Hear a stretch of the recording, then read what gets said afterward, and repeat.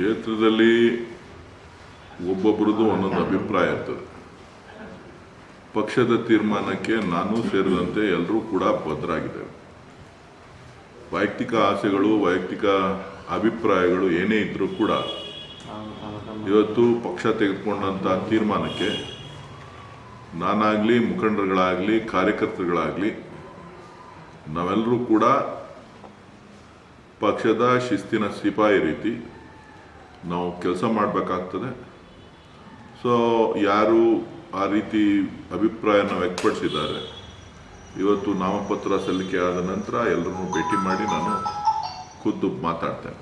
Sir, ಈಗ 2 ಕ್ಷೇತ್ರಗಳಿಗೆ ticket ಅಧಿಕೃತವಾಗಿ ಘೋಷಣೆ ಆಯಿತು, ಆದರೆ ಶಿಗ್ಗಾವಿನಲ್ಲಿ ಇನ್ನೂ ಕೂಡ ಗೊಂದಲ ಯಾಕೆ ಅಂತ ಸರ್?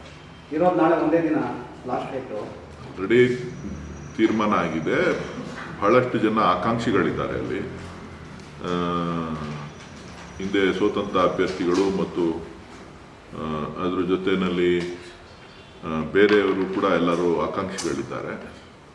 ಸೊ ಹಾಗಾಗಿ ಇವತ್ತು ಎಲ್ಲರನ್ನ ಜೊತೆ ಮಾತಾಡಿ ಸುಮಾರು ಏನು ಎಲ್ಲ ಸಮಾಜದವರು ಇದ್ದಾರೆ, ಎಲ್ಲರನ್ನೂ ಕೂಡ ಮಾತನಾಡಿ ಒಮ್ಮತದ ಅಭ್ಯರ್ಥಿಯನ್ನು ಮಾಡಬೇಕು ಅಂತಕ್ಕಂಥ ತೀರ್ಮಾನಕ್ಕೆ ಪಕ್ಷದ ಹೈಕಮಾಂಡ್ ಬಂದಿದೆ.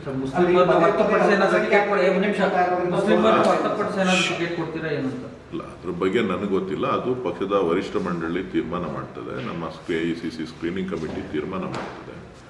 ಈಗ ಆಲ್ರೆಡಿ 2 ಸೀಟ್ಗಳು ಘೋಷಣೆ ಆಗಿದೆ, ಇನ್ನೊಂದು ಸೀಟು ಬಾಕಿ ಇದೆ. ಅವರು ಸುಮಾರು ಹೆಸರುಗಳನ್ನು, 4-5 ಹೆಸರುಗಳನ್ನು ದೆಹಲಿಗೆ ಕಳಿಸಿರಬೇಕು ಅಂತ ಕಾಣಿಸುತ್ತೆ. ಗೆಲುವು ಸಾಧ್ಯತೆಗಳು ಹೆಚ್ಚು ಯಾರ ಮೇಲೆ ಇದೆ, ಅದು ಪ್ರಭಾವಿ ಮಾಜಿ ಮುಖ್ಯಮಂತ್ರಿಗಳ ಕ್ಷೇತ್ರ ಆಗಿರೋದ್ರಿಂದ ಸ್ವಲ್ಪ ಚಿಂತನೆ ಮಾಡಿ ಯಾರಿಗೆ ಕೊಡಬೇಕು ಅನ್ನೋದನ್ನು ಮಾಡಿ ಎಲ್ಲರೂ ಒಗ್ಗೂಡಿಸಿ ಇವತ್ತು ಘೋಷಣೆ ಮಾಡ್ತಾರೆ.